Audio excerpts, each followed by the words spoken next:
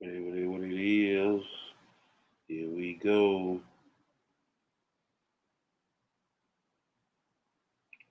Yes.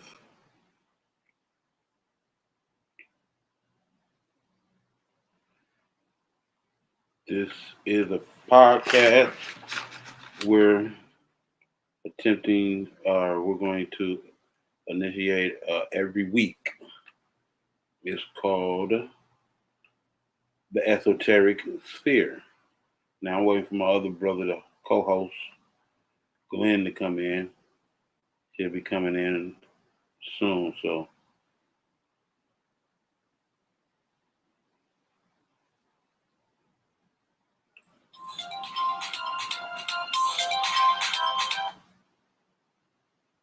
Hello? Yeah. What was that website again? Check your text. I'll send the link. The website is called StreamYard. StreamYard? Yeah. But if you press on that link, you should be able to get on it. Oh, okay. All right, let me... Just click that link right quick and you should be on. Okay. Well, it'll be on phone. Oh, you're not at your computer? Yeah, I'm at my computer. Right, that's what I'm saying. You need to put that link in your search engine then. Okay, yeah, I'll put that. Yeah. Okay.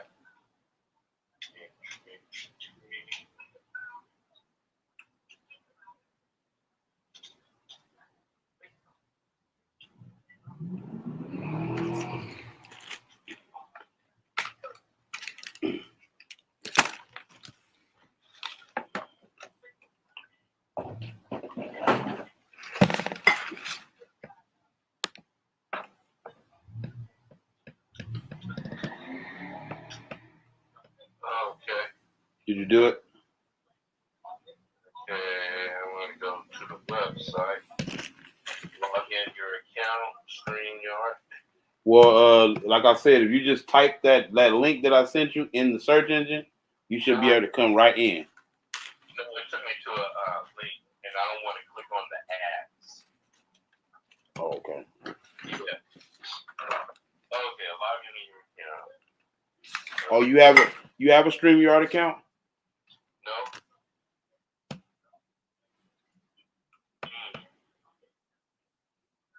So you can't just put that in the search engine?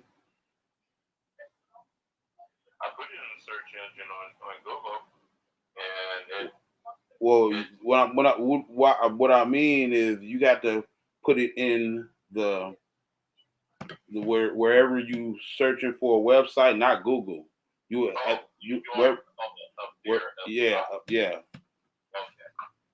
let me go ahead and do that.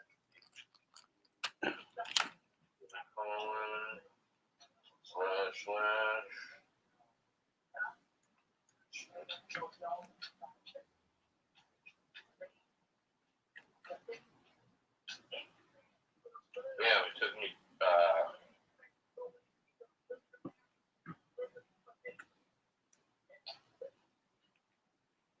That's the link. You might be typing a word wrong or something, but that's the link because I'm on it right now. Yeah, it took me to Huh? It did the same thing. Took me to the link. Okay, so I'm gonna go to StreamYard.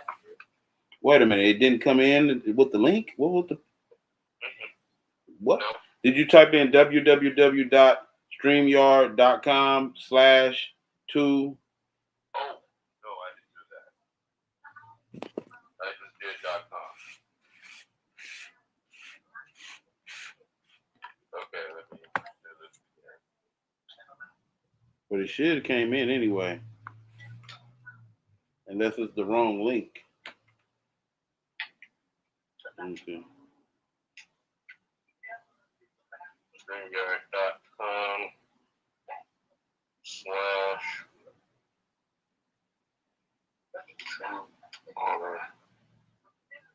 Yeah, that's the right link. Okay.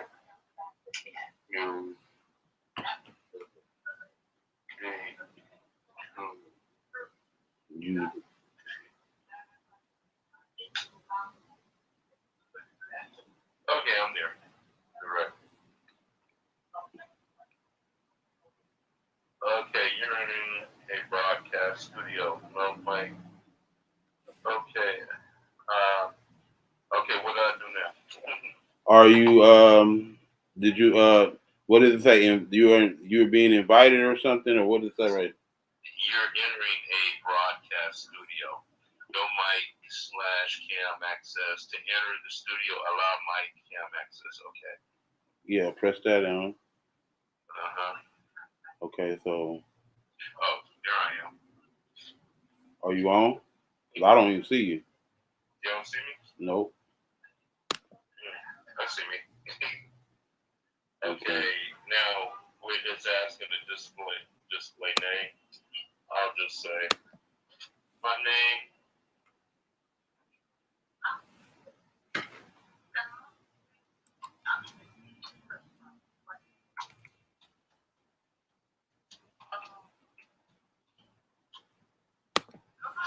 Okay, inner studio.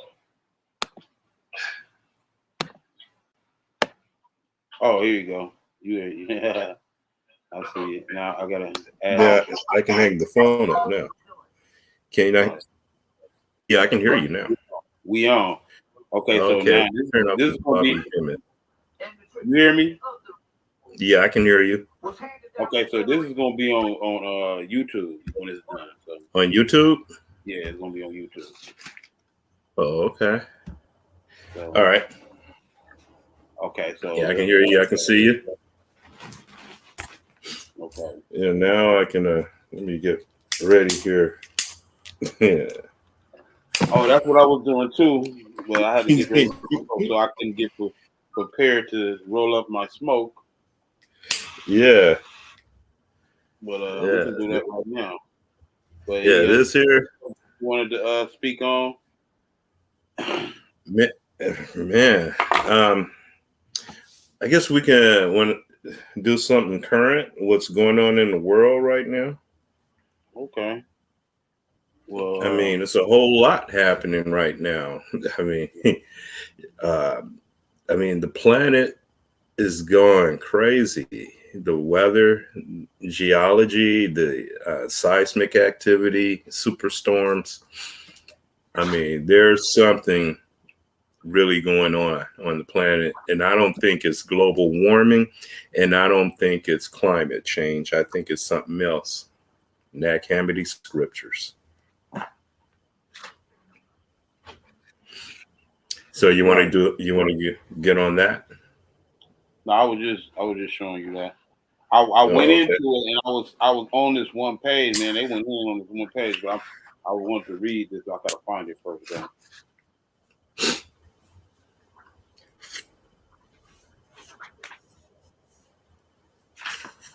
But you can go ahead. Okay.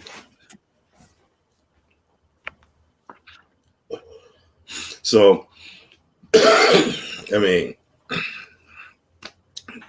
things are just going crazy, especially with that volcano and the Canary Islands.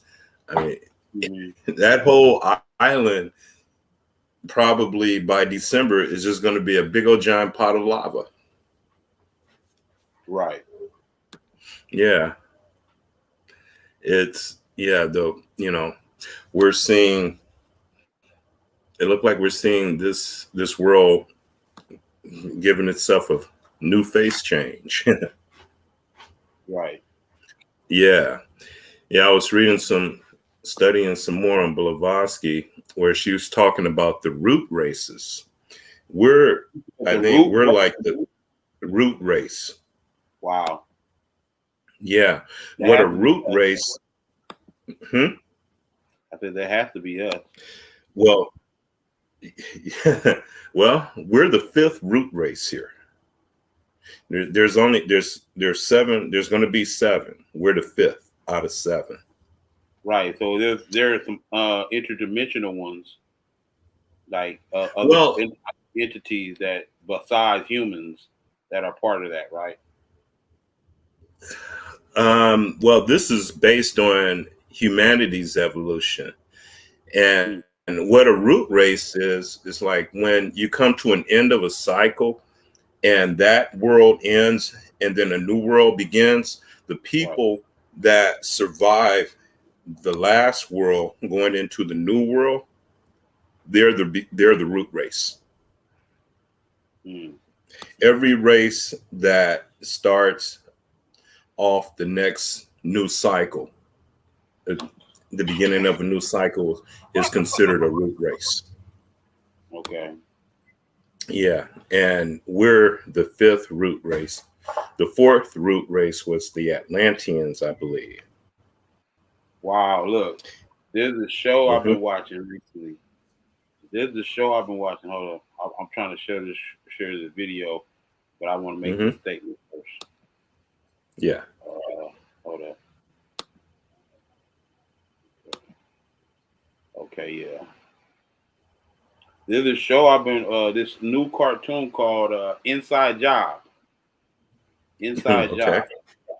And basically it's about the shadow government. The whole cartoon is about the shadow government and how the shadow government basically has created a corporation from which they operate through called Cognito. Okay. Cognito. It's called Cognito. Yeah. Yeah. You seen it zombie before? company.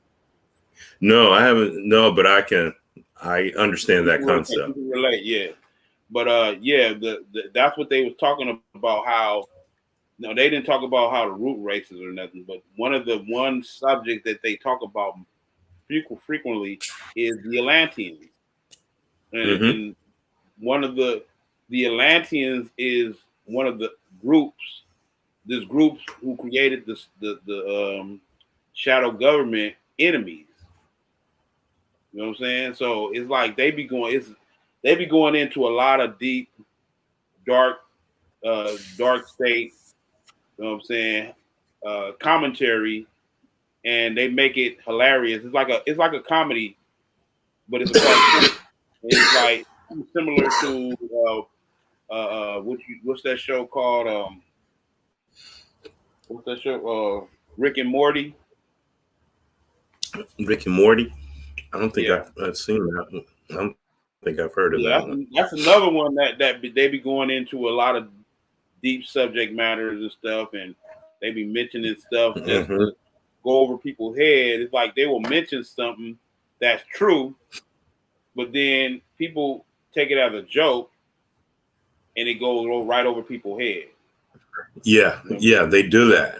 Yeah, they'll put all the real serious stuff in the cartoons. Yeah. And drop the real serious science, but people think it's like science fiction, fantasy, entertainment, so, and they don't really think about it.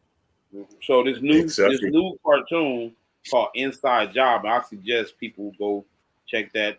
It's on Netflix. It's called Inside Job. It's a cartoon, and it's very interesting. I'm the first show I watched. I binged on it for about 5 shows, and I'm like, wow.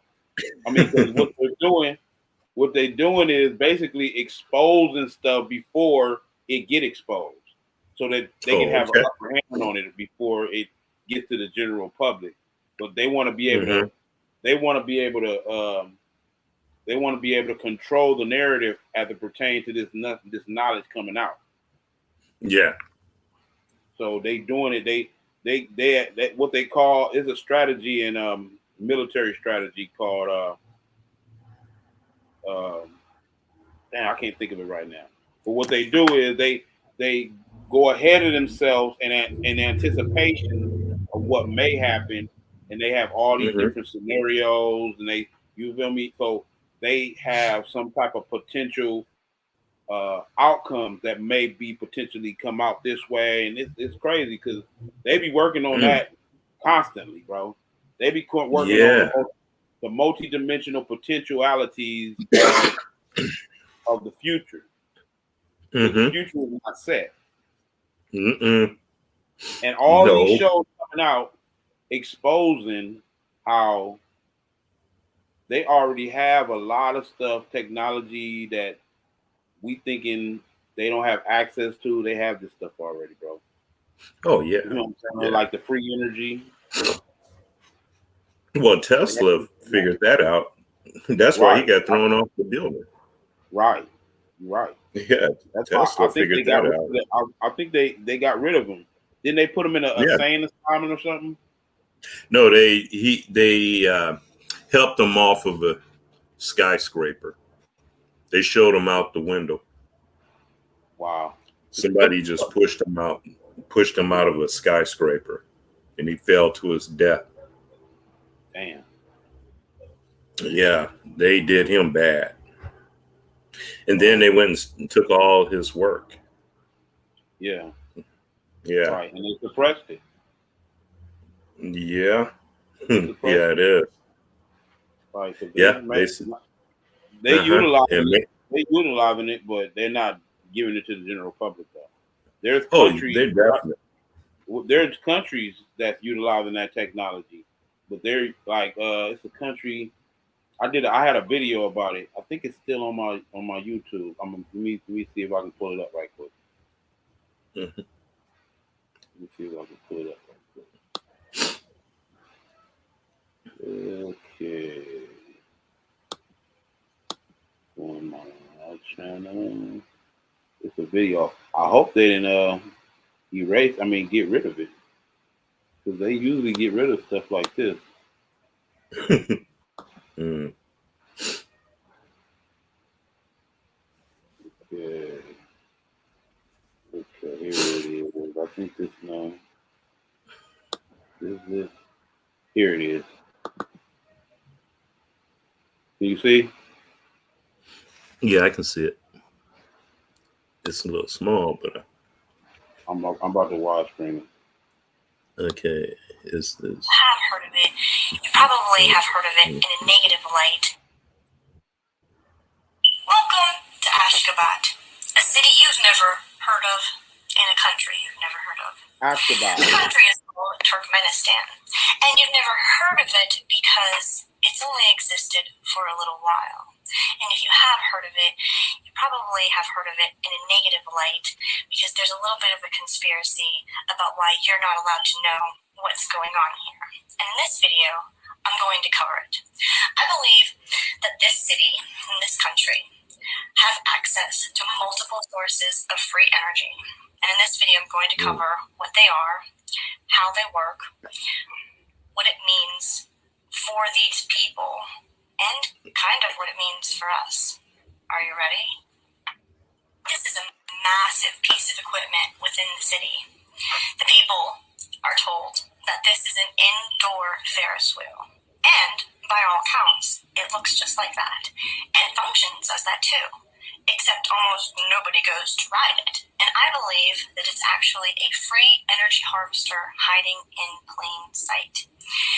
Also, that's not the Star of David. That's 8 points. And it represents the 8 gates into paradise. And the person who made this, the president of the country who designed this, wanted 8 gates of paradise for his constituents. And the more I learn about the country, the more it seems like he wanted quite a lot for his constituents, considering he gave them access to all of this free energy.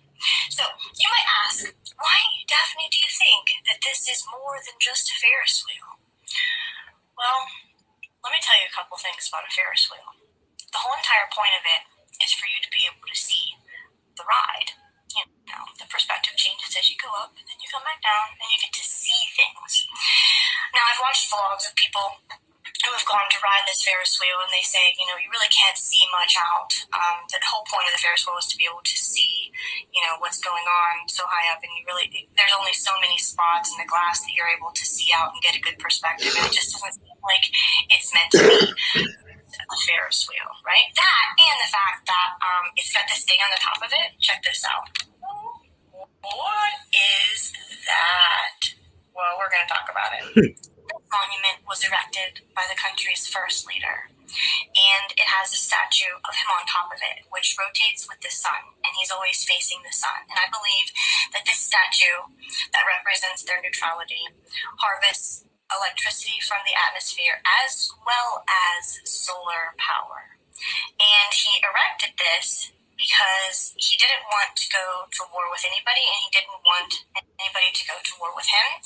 And this was a symbol of his neutrality, in that he was so independent that he didn't need to go to war with anybody. He didn't need to go rob any countries. He didn't need to send his people to war.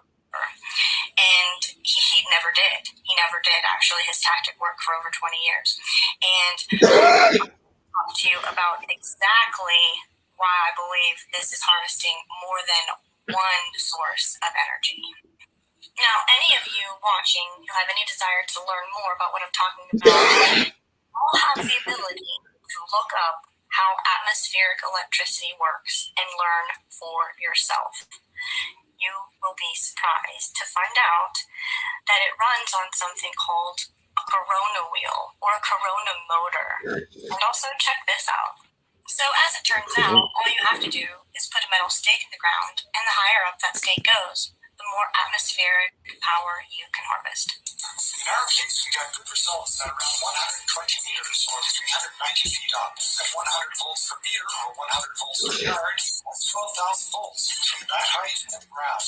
But just as with you standing on the ground, the wire is an electrical conductor, and so is. So basically, they harnessing energy from the thin air. Ground potential. Yeah. Looking at the potential lines around the wire, that voltage of 12,000 volts exists some distance away from the wire and the wire. You can see that the potential lines are closest together at the top of the wire. This means the attractions.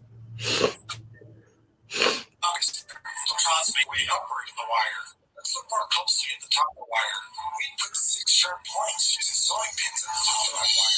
By freezing illustration, I'll draw just one. Notice that because of the sharp shape at the point, the charges are crowded together at that point. Remember also. You get the idea. These are the street lamps in Ashgabat in Turkmenistan. And what makes them very interesting is that they harvest enough atmospheric power to run themselves. If you check out the points on the top of each one and understand that though they are not as high as the Eiffel Tower, they're not generating as much energy as the Eiffel Tower. Altogether, they are generating more. And if you were to look at the streets of Ashgabat, you would wonder, why in the hell do they have so many street lamps? And the answer is that because at that level, they can only generate so much atmospheric energy. So they have to have several of them, like in long rows, which help add to their abundant natural resources, which include natural gas, oil, solar, and atmospheric power.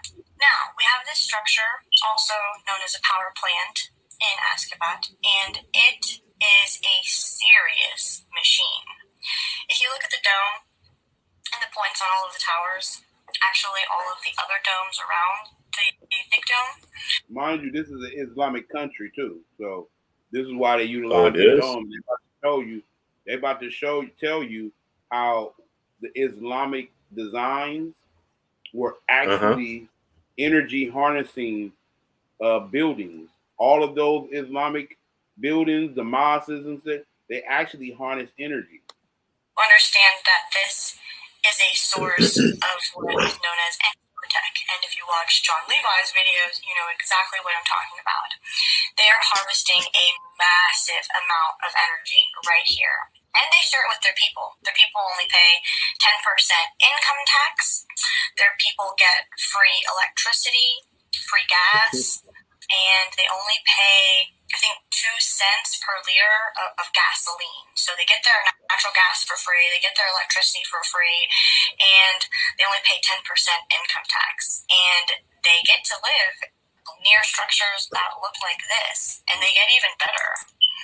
This is more than just what it looks like. It's not just a building or a bank or a hotel. This is Antiquitech. And if you'll notice the points at the top, and all of the gold leaves. These are not just for decoration. Those points are not just for decoration. Those are harvesting energy. At nighttime, the city comes to life and shows off all of their many sources of free power. Yes, they do. And people wonder why the town looks like a ghost town in the middle of the day, but the truth is that it's a lot like It's really hot. It's in the middle of the day. So hot in the say that they don't really go out and do much, so it looks like a ghost town and people think it's so creepy. Oh, it's North Korea, it's so creepy, there's nobody there, but there are people there, and they come out just like they do in Las Vegas and enjoy their abundant, beautiful, free energy and lights, and they have a pretty active nightlife. And this being just one more example of them flexing their beautiful, beautiful power and their skills. This is the Tower of Independence, which indicates that they will never go to war with any country because they have all of the resources that they need, that they are completely an independent people and an independent culture, and they do not have Coca-Cola or McDonald's. This is what's known as their wedding building. This is where their people go to get married.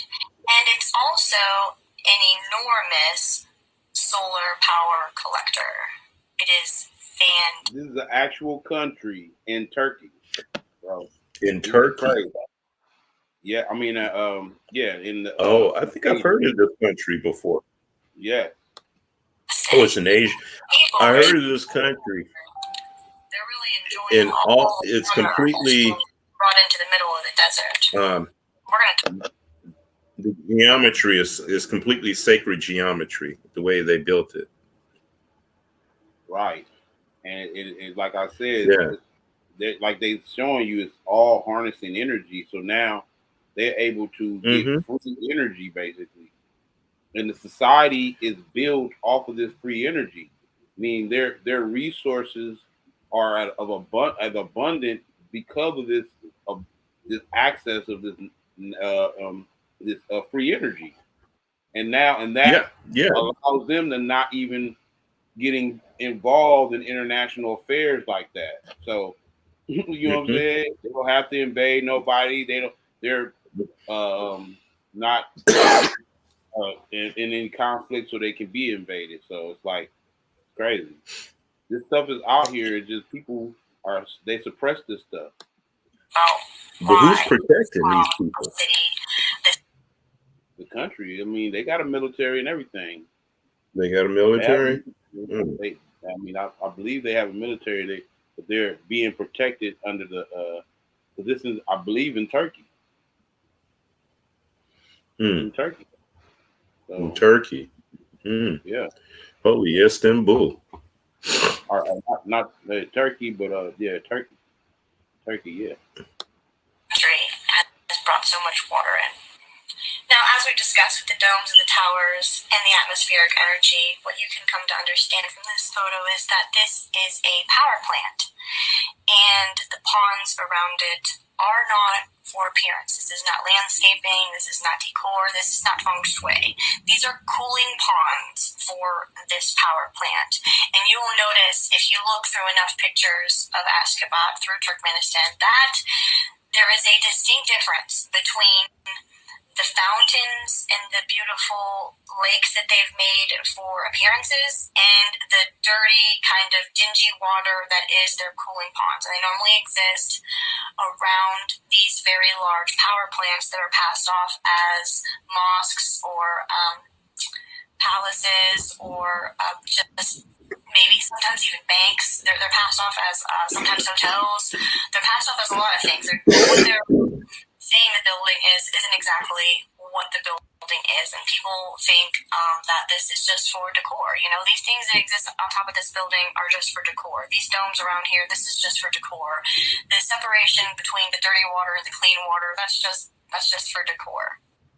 All right, again, we have here what looks like a type of mosque, a type of religious building, and it's a power plant. It's got all the signs of a power plant, and it even is surrounded by, you see it, cooling ponds right there. Now, you'll notice that everything is done in white marble, and that is because the that started this country imported all of this white marble from Italy because it keeps the inside of the buildings cool out there in the desert, so they have to use even less of their wonderful free energy. And also, again, notice the point at the top of the building. That is so basically, they just using their knowledge of elements and material, and they're using it to bring down their need for energy in the sense of how we burn energy in America. You know what I'm saying? Where we just don't even understand the consequences of all the stuff we do to even generate energy. They're trying. It's a whole country, right? There's a whole. This country is probably. Say it again. This is probably the same shit that the ancient Egyptians and Atlanteans and Lemurians did. Exactly. So, Yeah. And what happens is this type of society is counter to the monopolies of the planet that are greedy, exploitative monopolies that have no interest in humanity. They have no interest in humanity. They just want to exploit the resources of the planet. Yeah, it's like they want to break themselves off of the natural evolution expansion and do their own thing at the cost of humanity, the earth, everything. They're just like a big giant tick, a big giant cancer, sucking off of everything. Right. So yeah, people are utilizing this free energy right now. Damn. I can imagine what their kids are learning in school right now. Their kids are probably far more advanced than we are. Yeah, they are. I mean, they have the resources to, because they're not worried about the cost of generating energy. You know how much burden that releases off of their society? A lot. So, yeah, now they can pursue other things. And they were going to talk about that too in the rest of the video, but I wanted to watch this. I wanted to show you this other video too that I was watching earlier. Okay. This one right here. Check this out. Why dating a young Latin woman is a good option? It will be a commercial podcast. In 2015, when NASA announced that it had discovered evidence, a big deal. It's critical for colonization. The 3 orbiters and 2 rovers that are exploring Mars are colonization of Mars, though. Colonization of Mars. That's exactly what we were just talking about. They use up and damage the environment and ecosystem of every planet, and now they're trying to look for another one to exploit the resources of. Wow. Yeah. Well, yeah, of course. Yeah, I mean, it's obvious. All of these alien movies where they're showing you the aliens coming to take over the planet and take over the resources is them. Yes. It's them. Right. Yeah. Features on the red planet. The Great Pyramid of Giza is an enormous structure standing over 400 feet tall. Imagine a huge oceanic wave sweeping right over it, and you'll be in the world of Martian tsunamis. Although planetary scientists are confident that an ocean covered most of Mars's northern hemisphere, they simply couldn't find evidence of a shoreline. But Dr. Alex Rodriguez from the Planetary Science Institute in Tucson, Arizona, has shown that there are telltale remnants of one, but devastated by tsunami waves. He and his team identified boulders and ice debris that appear to have been deposited by the tsunamis. He claims that about 3.4 billion years ago, a meteor smashed into the ocean and triggered a mega tsunami that plowed into the coastline. A meteor crater nearly 20 miles across has been spotted and gave rise to this theory. When the water retreated, it dropped huge rocks at the shoreline and created clear outflow channels that can be clearly seen today. Following this devastating event, Mars passed into a short ice age, and then, several million years later, a second meteor struck the ocean. It generated a second mega tsunami that covered the shoreline with icy, rocky sludge that can be seen today. No, war happened on Mars. There was a war on Mars. There was a war on Mars. We, in our evolution, there's, they call it, we go through these 7 spheres, these 7 globes. It's like a circle, a chain of 7. And from the top to the bottom, okay, I was telling you where the consciousness arches down. Well, after it comes from unity on the way down, consciousness is not on Earth. It doesn't hit the Earth until it gets to the bottom. So I believe that we started, probably on Pluto or Saturn or Jupiter somewhere, onto Mars, fuck that shit up, and we end up here at the bottom of the tree. When you say we fucked it up, I think it was that stage of evolution that we was on that made us fuck it up. Yeah, exactly. That was inevitable. We had to do that. But based on Blavatsky, this is the 4th time we've been around this chain. We got 3 more times to go. And okay, you go through 7 globes. It's 7 in total. Yeah. 7 is very important. And then in each globe, you go through 7 periods, or 7 periods of evolution. And then after those 7 periods are completed, you descend down to the next globe and go through 7 periods until we get down here. And now down here, we have to go through these 7 periods, and they say we're on the 5th period. And then once that gives a whole new meaning to the circle 7.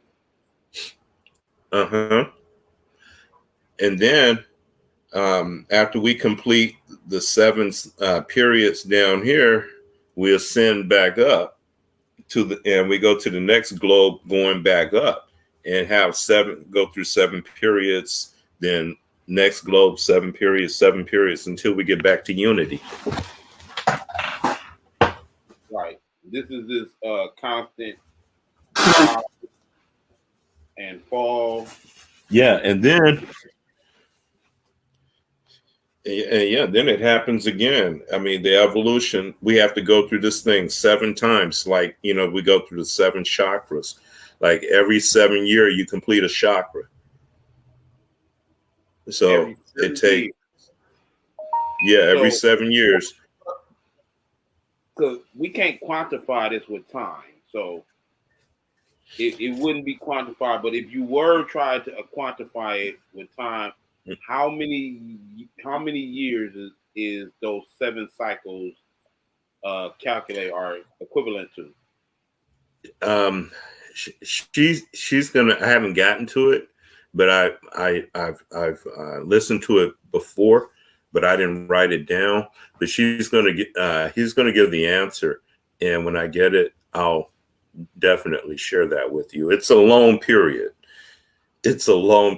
But I believe it can. Some people can make a jump in the evolution and leave everyone else behind and make a quantum leap. I've heard of that before. I heard that there were civilizations who had made quantum leaps, and these were the ones that came back to humanity, and they were so advanced that humanity looked at them like the gods.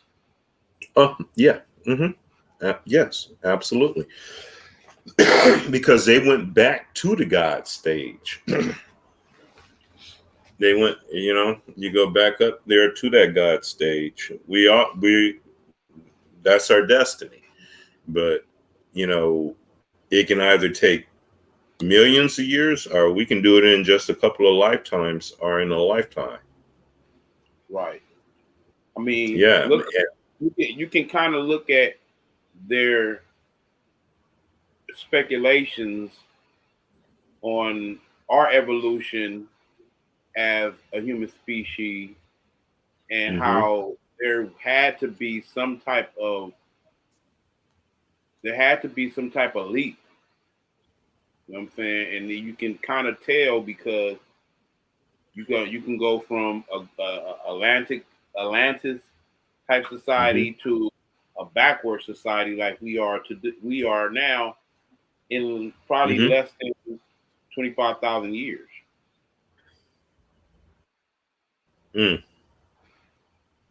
So it's like I said, it's not quantified with time. Evolution, if we start quantifying with time, we just trying to comprehend it through with our human minds.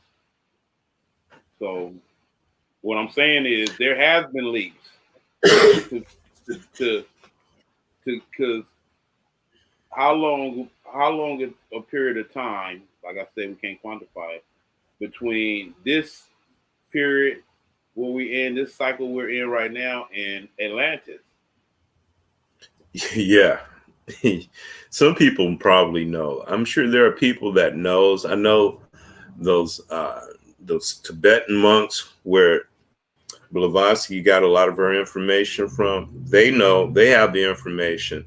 Now that I'm studying this, there's questions that I can start asking myself, but I have to continue to get more information though. I would suggest you, if you don't got clarity on it, you would channel this information. We can channel it, and one of our ancestors will answer it. One of our ancestors that's amongst us right now, especially right now, the ancestors are amongst us more frequently now. So they are there to aid us whenever we need to speak to them and we need answers. Just a lot of times you can meditate on channel it and it come to you. That's how I do a lot of my, you know what I'm saying, revelation work and trying to figure out stuff. I just channel it. I ask the universe or I ask my ancestors to give me answers. Oh yeah. I know that the answers are inside of me, and I get the answers. It's just that I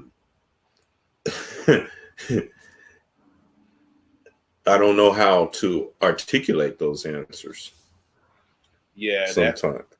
Yeah, me too. I can see it where I can't actually explain it, but I know I'm confident on what I know, but I can't explain it. It's hard to explain. Well, really, a lot of time is the fact that people are so ignorant to certain concepts that it's like it doesn't make sense to even explain them. You gotta be privy to a certain amount of concepts to even get to a certain level that you're trying to get to. This is why I approach it, because I've approached to over years. I have noticed how people react to being exposed to certain information. They kind of shut down. You know what I'm saying? They kind of shut down. They kind of shut down. Yeah, because they don't have no way. They're not able to give any feedback or proper feedback or response. They're not in a position to respond accordingly. But that's what I'm saying. So, it's like they're not privy to a certain amount of information, so you can't explain it to them. Like you have to you have to take it upon yourself to get interested in your own self-development, which is knowledge. Yeah, you out here oblivious and don't know shit. Like it's crazy. Yeah, it seems like I've left. It's like flying in an airplane and you're at 35,000 feet up in the air and moving at 500 or 600 miles an hour, and you look out the window, you can't tell that you're moving 500 or 600 miles an hour. because there's nothing relative there to show you that you're moving that fast.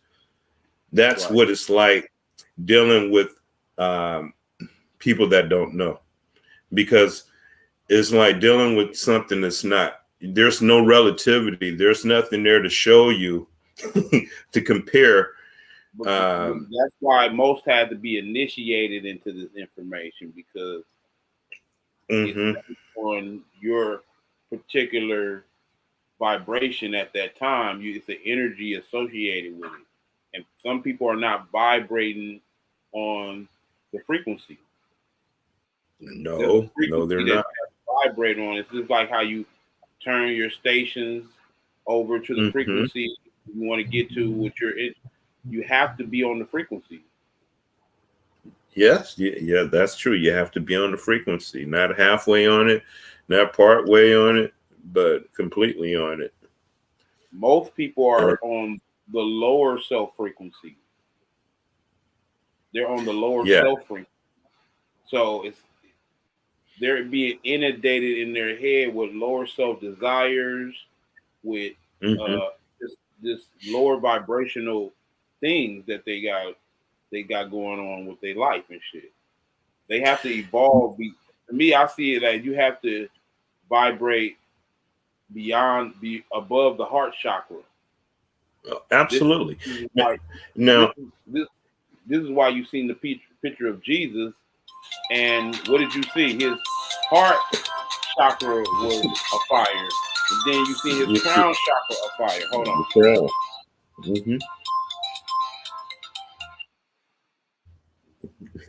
Generator, operator, destroyer. Hello. Yeah.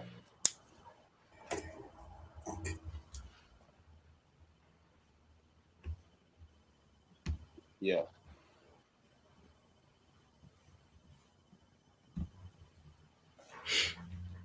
Yeah.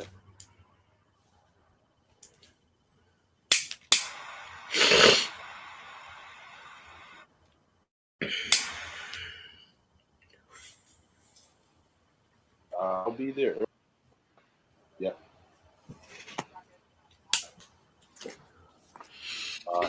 Yeah. I'll make it. Yeah. Okay. Yeah. What was I talking about? Somebody called. We're talking about the picture of Jesus, the heart. You see the heart chakra and the crown. Most people are functioning from their lower three chakras, and they're in the lower subplanes. Right. I like how we were talking about that last week, and I want you to elaborate on that.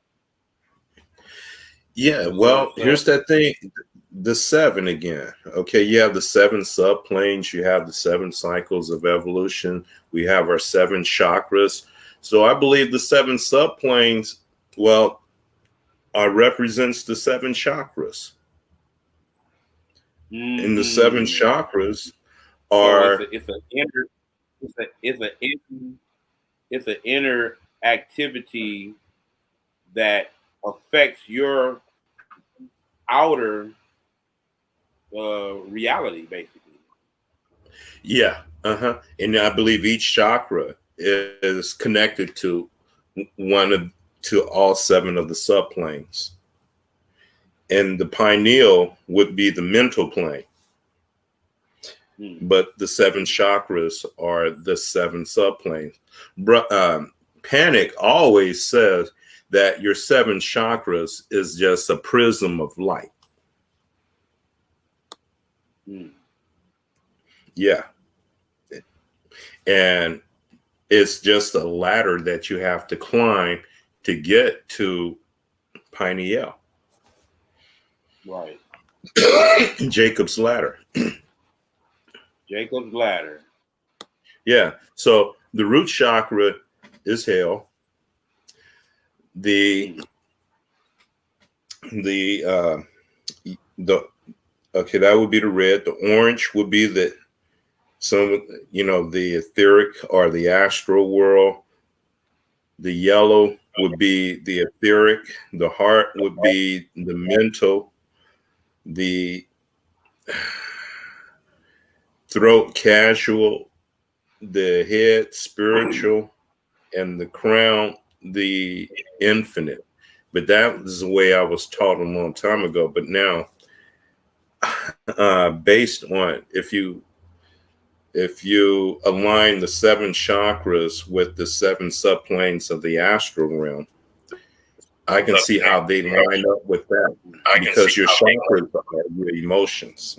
They represent your emotions, your lower emotions, your animal nature, and your higher nature. Yeah, it represents aspects of your nature. Yes. Yeah. Your higher nature and your lower nature. It is your higher nature and this is associated with energies and how we vibrate on certain levels, and at that level, at that vibrational level, are you able to ascend to understand higher or reality? Oh yeah, you can. Like, I used to play games with my chakras, meditate on, spinning, starting them up from the root, the orange, the red, orange, yellow, green, turquoise, blue, and violet, and spin them until the heart chakra becomes the center, and the other 3, you have the lower chakras, and the heart in the middle, and the higher, the 3 higher, and they're spinning it around, and they form a vortex, and the heart is the center of it. But as the vortex as it spins faster and faster, the heart and the crown chakra, or the pineal, they merge together and become one. And through that gate, you can go anywhere. So you said they're vortexes.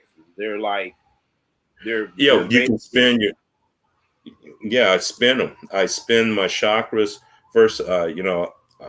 They're spin this way, and then all of a sudden I'll spin them this way with the heart being the center, and they'll just be spinning like around and around. The heart to be the center, and you have the 3 upper and the 3 lower, and it's like a propeller, and it turns into a vortex.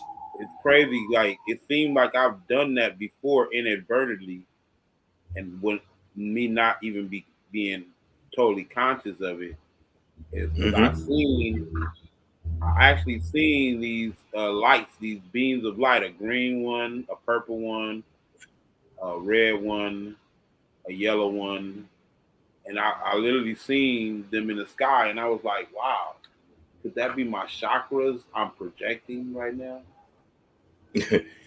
You never know. I mean, it could be that, or or you never know. You never know. You never know. Yeah. But I witnessed it before, and I was wondering, could that be my chakras, like, floating above me? You know what I'm saying? I'm like, wow, that's deep. But yeah, well, I think the chakras is part of it, but I think it's what you do with your chakras, is how you meditate with. That's what everything really is, the application, and opposed to the theory of it, the theoretical part of it. You have to be operative in your activities of magic or whatever you're trying to effectuate or manifest. Oh yeah, and that means a lot of imagination, a lot of imaginary power. So that's why I love that I have not lost my imagination, like most adults who have been taught that that's for children. Imagination is for children and things of that nature. And I'm like, I mean, at the end of the day, what is reality then? Because at the end of the day, that's their main basis of the philosophy, is that they already fixed on what reality is. Well, really, at the end of the day, there's only one ultimate reality, and everything else is just an emanation of that. Right. Which is And the so, all, and the all is basically infinity. well, And yeah, infinity, the all is actually multi-potential realities simultaneously happen at once. the absolute will exist or existed before creation, existed during creation, and will exist after creation. If there's no universe, no nothing, the all still would be. Now, that's something, try to grasp that. Try to put your mind around that. You can't, your human mind can't, you can't grip your human mind around that. It's hard. Right. Yeah, something that still, that was and is and will be after this is gone, before this came and while it's here and after it's gone. This would never change. Right. That's the ultimate reality. And that's the source, And primal so, source. It's like the primal energy that the whole universe was created from. absolutely, which is the main force that I focus on, or I just assume the fact that this is, this is where my soul come from. My consciousness was created from this force, but the divine spark existed before consciousness. That's called unconscious unity. Do you see? So, Do you see this? so yeah, the fractals. Yes. So this is kind of a demonstration of what he's speaking of. And look, and that point right there is infinity. That is not ending right there. That's continuing in forever. Yeah. Yes.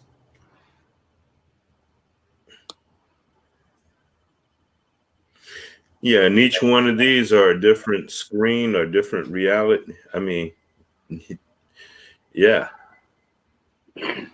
Right. This is a basic demonstration or a smaller version of what the universe actually is. This is why they can actually create applications of technology that can go there, that can do the things that it does, because all it's doing is imitating what Imitating. is imitating what actually the universe, how the actual universe actually works. Which means that we should be doing the same thing consciously, mentally. Right. Yeah. No doubt. No doubt. Yeah. Yeah, I was thinking about when we was watching the video in that city on how it was harvesting the energy from out of thin air. I was wondering how well chi is a way that I can do it, a way that we can do it too. We should be able to do the same thing, harvest energy out of thin air, because that's all there is. There's in space, or what we believe is empty space. It's not empty space, it's energy and matter. So how the key is using that part of me, which would be the etheric body, to tap into that and pull that energy from over there into here. Right. And you said it's chi practice. It's practice of Qigong. You have to practice it.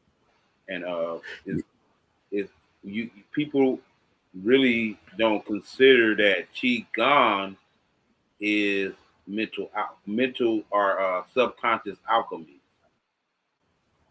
Yeah, they look at it as a exercise, just I as a mean, hobby or yes, something. they wouldn't consider it as being a form of alchemy, and it is. No, It's they a wouldn't. spiritual But alchemy. it is. It's a mental alchemy. Yeah, I mean, now that I And understand it's like some of the things that the I understand. more you do it, and I think Hmm. right, I think in this society we are so fixated on we already are fixed what reality actually is that we're not able to um, delve into potential Mold other it, reality. or to mold, to be a part of mold reality. Be like use reality the same way, and the sculptors use a big bowl of clay and sculpt it into a statue or into a masterpiece. Right.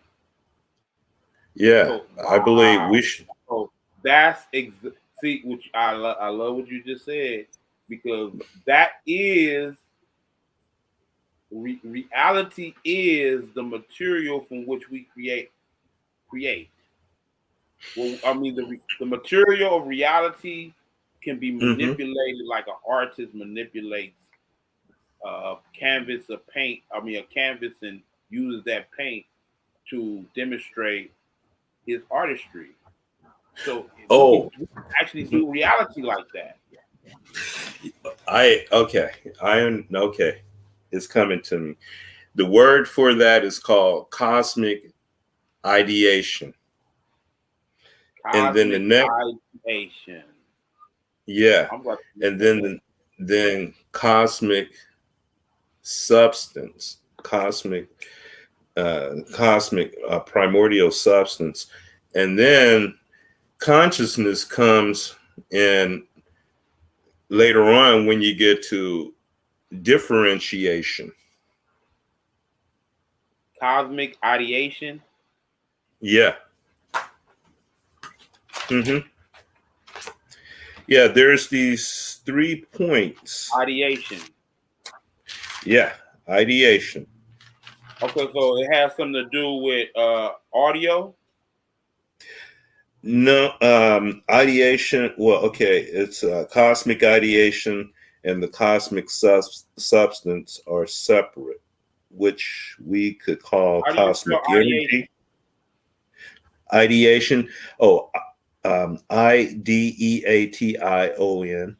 ID. Ideation. Yeah, like Oh, it has to idea. do with ideas. Yeah, ideation,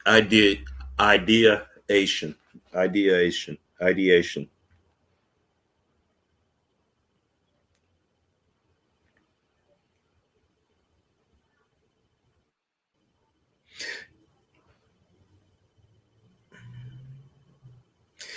Yeah, okay. This is the Trinity: cosmic ideation, The cosmic formation of substance. ideas or concepts. The formation of ideas and concepts.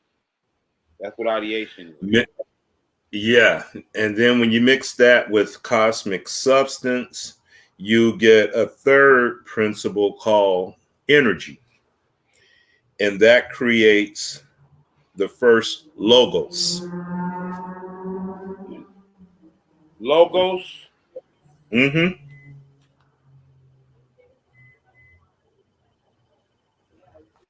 Is that logos like the Logos, logo or Logos, logos, L Logos. Logos?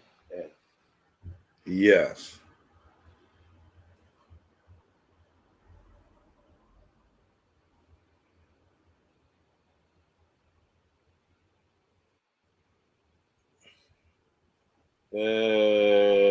Logos, longer definition. The Greek word logos tra- traditionally meant a meaning word, thought, principle, or speech has been used amongst both philosophers and theologians.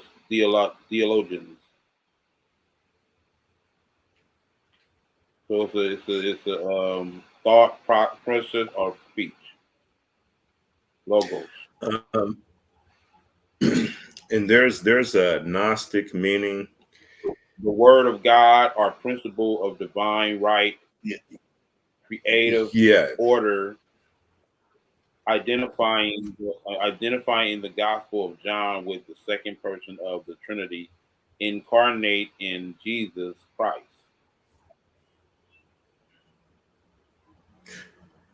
Wow. Well, yeah, they talk about the Trinity here, but the Trinity here is cosmic ideation, which is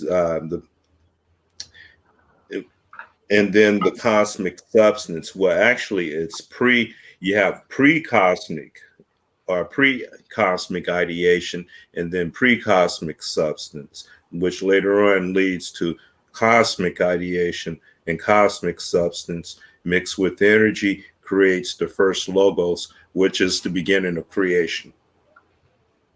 Right. It's all happening in the mind of God, of what we're referring to as God. So yeah, and also creating and we are God, so we're literally creating the universe in our minds, from our minds.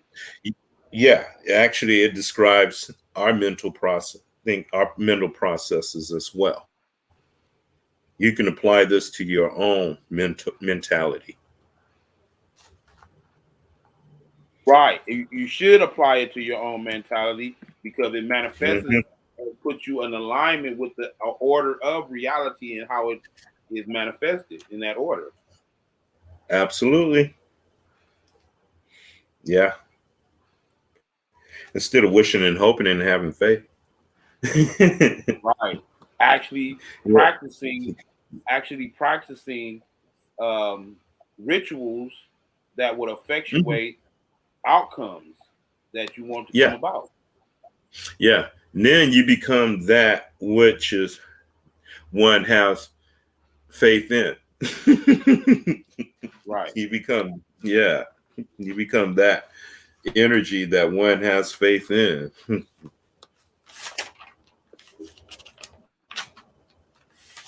Right. Yeah, there's so much stuff. It's a lot. I have a lot of studying to do. Well, the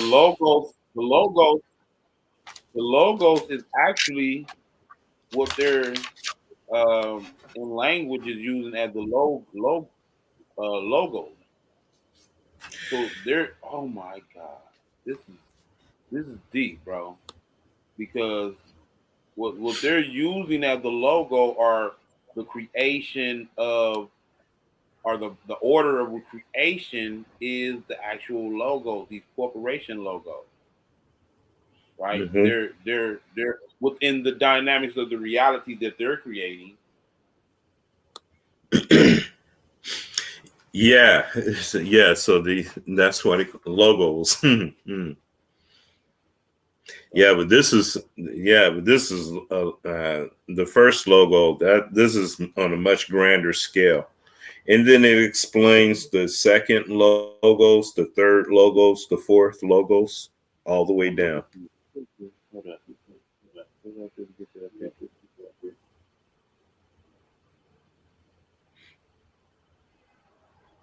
There's a picture that shows you the actual Trinity logos design. So I'm trying to pull up on the screen right now. Oh, here it is.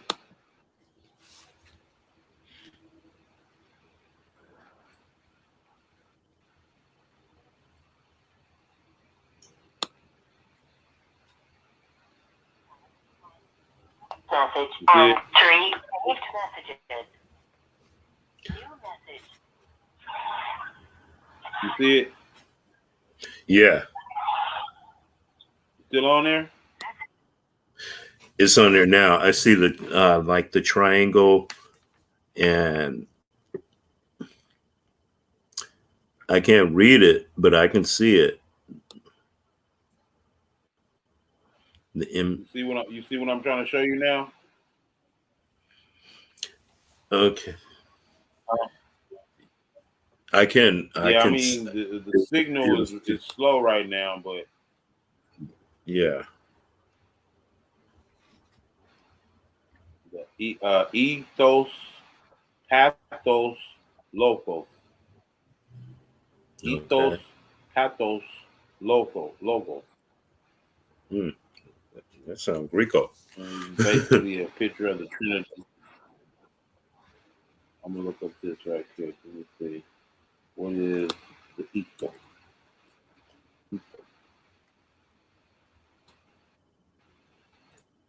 Oh, it's starting to pick up a little more. Let's see.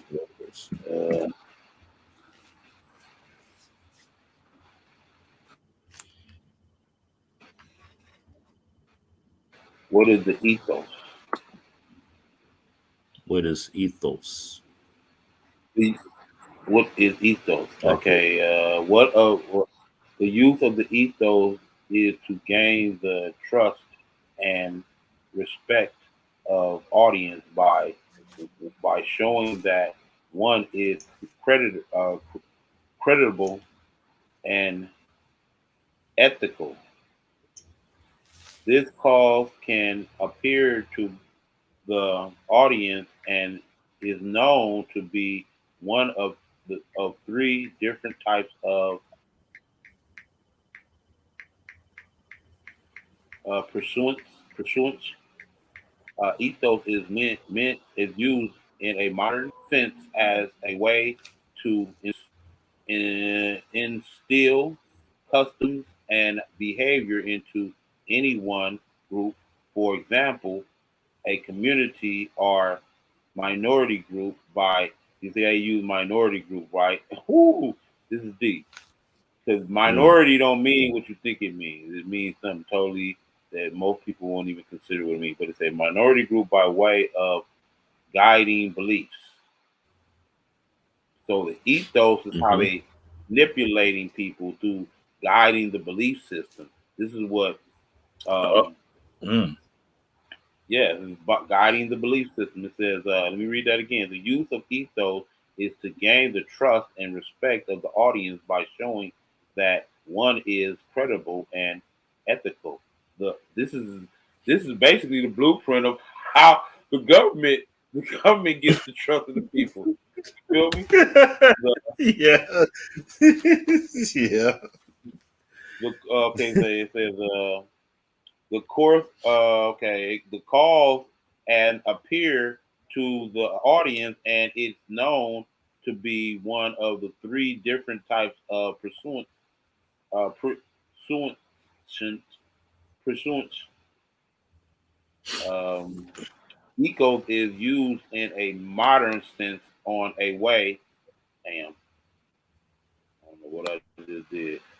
Okay, used in a modern sense in a way to steal customs and behaviors into any one group, for example, a community or minority group by way of guiding beliefs. Wow. When used as a literal device, eco can give written a writer which more credibility and this can be in more than just one way if the writer is a I can barely see it, so bear with me. I'm Okay. trying to make it bigger but I can't, but whatever. Okay, let's Yeah. look up pathos. Let's Pathos. look at that. Pathos.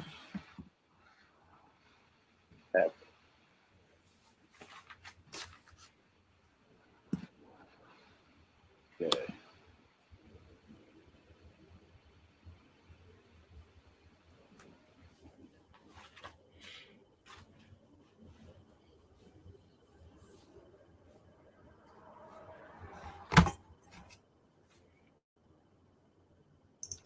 Pathos.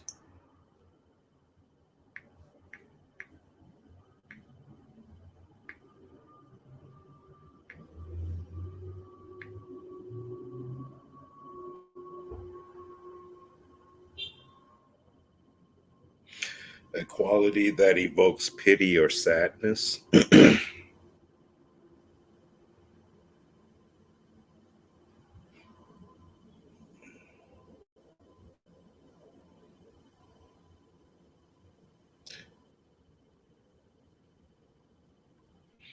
Hmm.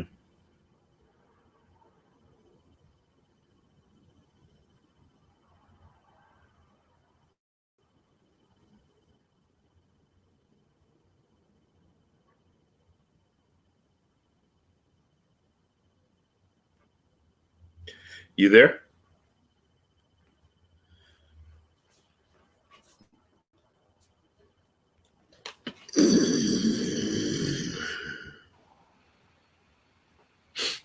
Hello? You still there? Yeah, I'm still here. Uh-huh.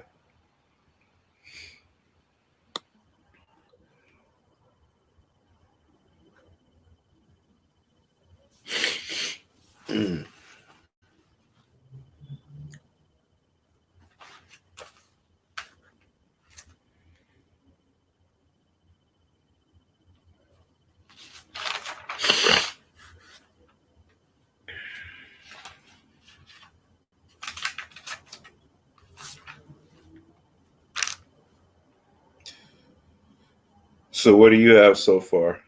I'm showing that um,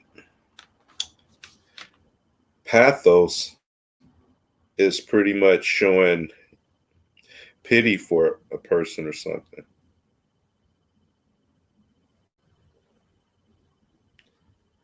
Oh, the audio's gone.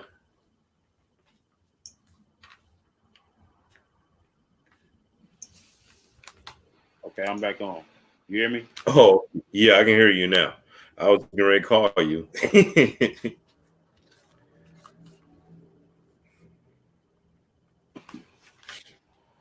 I don't know why. I don't know why I keep on muting. Mm. You hear me? Yeah, I can hear you.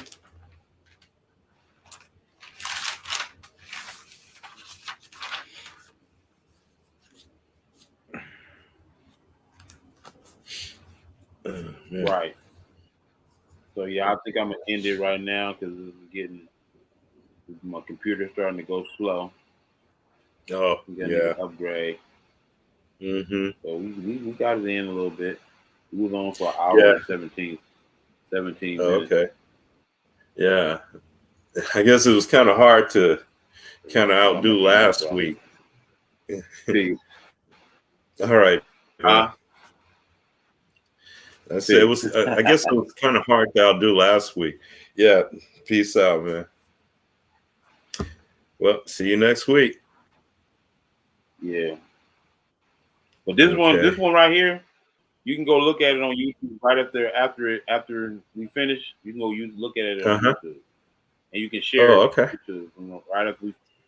Right. So I just want to let you know Okay. that so you can share it. All right. Okay. Period. All right. Thank you. All right, man. And chaos. Yes, Peace chaos. and chaos, y'all, for sure. Chaos, Mm-hmm. chaos and peace.